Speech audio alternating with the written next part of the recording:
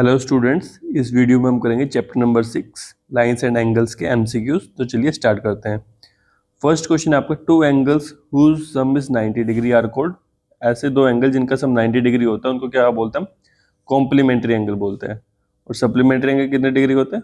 180 degree के होते हैं। ठीक है, जब अगर सम 180 डिग्री का होगा तो वो सप्लीमेंट्री एंगल होगा, और अगर सम जो है किसी भी दो एंगल का तो 90 डिग्री का होगा तो वो कॉम्प्लीमेंट्री एंगल होगा। ठीक है, एडजेसेंट एंगल क्या होता है? जैसे ये मैंने एंगल ड्रॉ करे, एंगल 1, एंगल 2, तो जो साथ साथ वाले एंगल्स होते हैं उनको क्या बोलते हैं? हम एडजेसेंट एंगल्स बोलते हैं। सेकंड क्वेश्चन है, two angles whose sum is 180 degree. मैंने ऊपर ही बता दिया आपको, जिसका सम 180 डिग्री होता है उसको क्या बोलते हैं? सप्लीमेंट्री एंगल बोलते हैं।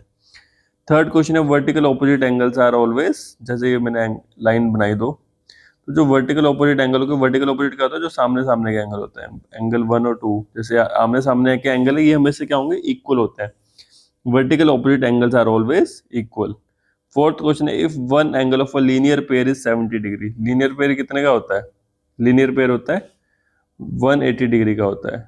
ठीक है, अगर लीनियर पेयर में एक एंगल 70 डिग्री का है तो दूसरा एंगल कितना होगा? 180 में से माइनस कर देते हैं, 110 डिग्री का होगा। Option number C. Two lines intersecting at a point from how many angles. From how many angles, जब दो लाइन इंटरसेक्ट करती है, जैसे ये लाइन यहाँ पे इंटरसेक्ट कर रही है तो कितने एंगल बने? 1 2 3 4, 1 2 3 4, कितने एंगल फॉर्म हुए? 4। सिक्स क्वेश्चन है, if two lines intersect vertical opposite angles are. अभी बताते हैं, दो लाइन इंटरसेक्ट करते हैं तो वर्टिकल ऑपोजिट एंगल क्या होता है? इक्वल होते हैं। सेवंथ क्वेश्चन है, adjacent angles have. Adjacent angle कैसे बनाते हैं? जैसे ये बनाए, इनके क्या होता है? जैसे एक एंगल ये होगा, एक एंगल ये होगा, इनके क्या होता है? Common arm and vertex. Common arm, ये जैसे कॉमन आर्म होगी और इनके कॉमन वर्टेक्स होगी। ये वर्टेक्स मतलब पॉइंट। ठीक है, if one of vertical opposite angle is 120 degree, तो दूसरा क्या होगा?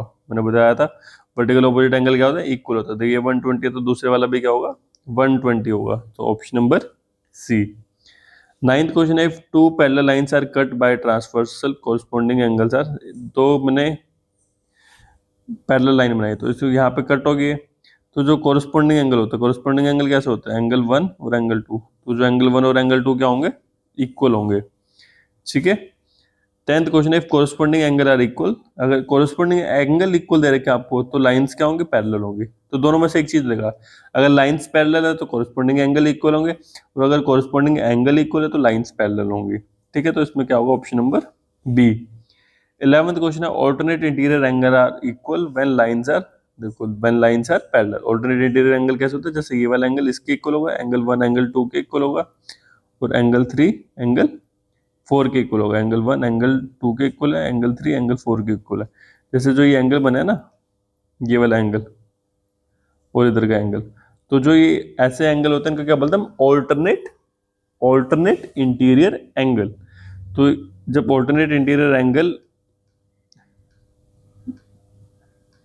तो जब ऑल्टरनेट इंटीरियर एंगल इक्वल होंगे तो लाइंस क्या होंगे? पैरेलल होंगे। अगर लाइंस पैरेलल होंगे तो ऑल्टरनेट इंटीरियर एंगल इक्वल होंगे। Co interior angle between parallel lines are. Co interior angle क्या होता है? ये क्या होता है? सप्लीमेंट्री होता है। जैसे ये दोनों क्या होंगे? 4 और 2 क्या होंगे? को इंटीरियर एंगल होंगे, तो ये क्या होंगे? सप्लीमेंट्री होंगे, 180 डिग्री के होंगे। ठीक है। 13th क्वेश्चन है, one angle is 45 degree, its complement is. Complement में कितना होता है? 90 डिग्री सम होता है, तो 45 है तो दूसरा भी कितना होगा? 45 डिग्री होगा। Option number A. 14th question है, one angle is 130 degree, its supplement is. अगर एक एंगल 130 डिग्री का तो इसका सप्लीमेंट कितना होगा? सप्लीमेंट टोटल कितने डिग्री का होता है? 180 डिग्री का होता है। तो 130 है तो 180 में से 130 चले जाएंगे तो कितना बचेगा? 50 बचेगा। तो इट मीन्स जो इसका सप्लीमेंट होगा वो कितने डिग्री का होगा? 50 डिग्री का होगा। 15th क्वेश्चन है, linear pair form. Linear pair कितने डिग्री का एंगल बनाता है? लीनियर पेयर बनाता है 180 डिग्री का बनाता है। Option number B. 16th question है, vertical opposite angles are formed when two lines. Vertical opposite angle कब फॉर्म होता है? जब दो लाइन क्या करते हैं? इंटरसेक्ट करती है। एक टर्म होती है इंटरसेक्ट, एक टर्म होती है बायसेक्ट। क्या आप मेरे को बता सकते हैं इंटरसेक्ट और बायसेक्ट में क्या डिफरेंस होता है? कमेंट करके बताइए आप मेरे को क्या डिफरेंस होता है इसमें। ठीक है, बाकी इसका आंसर मैं आपको लास्ट में बताता हूँ। 17th क्वेश्चन है, if two angles are supplementary and one is 95 degree then the other is. If two angles are supplementary, दो एंगल है वो सप्लीमेंट्री, मतलब उनका सम कितना है? 180 डिग्री है, उनमें से एक 95 डिग्री है, तो दूसरा कितना होगा 95 सेपरेट कर देंगे इसमें से 100, सॉरी इसका आंसर आ जाएगा 85 degree, option number B. 18th question है corresponding angle lie on, corresponding angle कहाँ लाई करता है, कोरस्पोंडिंग एंगल कहाँ लाया करता है, same side of transversal in matching position. जैसे मैं बताता हूँ आपको कैसे बनता है। जैसे ये मैंने लाइन ड्रॉ करी दो, यहाँ पे इंटरसेक्ट कर दिया इनको, तो देखो ये सेम लाइन है और सेम साइड में, ठीक है, same side of transversal in matching position, तो इसको क्या बोलते हैं हम, कोरस्पोंडिंग एंगल बोलते हैं इनको। Alternate interior angle, alternate interior angle बना लेते हैं, जैसे ये और ये। ऑल्टरनेट इंटीरियर एंगल क्या होंगे, पैरेलल लाइन के बीच में होते हैं, inside parallel line on opposite sides of transversal, parallel line के बीच में और ऑपोजिट साइड्स में, ठीक है। 20th question, if two lines are parallel co interior angle sum is, अगर दो लाइन पैरेलल है तो जो को इंटीरियर एंगल का सम होगा वो कितना होगा, 180 डिग्री होगा, ऑप्शन नंबर सी, ठीक है। तो ऊपर मैंने आपसे क्या क्वेश्चन पूछा था, वर्टिकल बाइसेक्टर और इंटरसेक्ट में डिफरेंस बताना था, ठीक है। तो मैं आपको डिफरेंस बताता हूँ।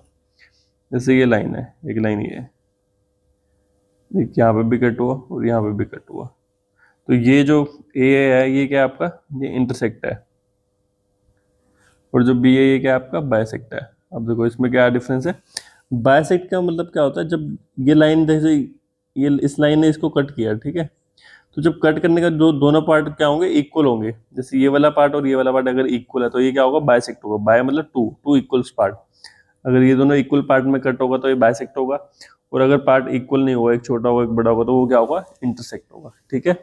इस वीडियो में इतना ही। अगर वीडियो अच्छी लगे तो वीडियो को लाइक करें और चैनल को सब्सक्राइब करें, और अगर आपको कोई डाउट है किसी भी क्वेश्चन में तो आप कमेंट सेक्शन में जाके पूछ सकते हैं।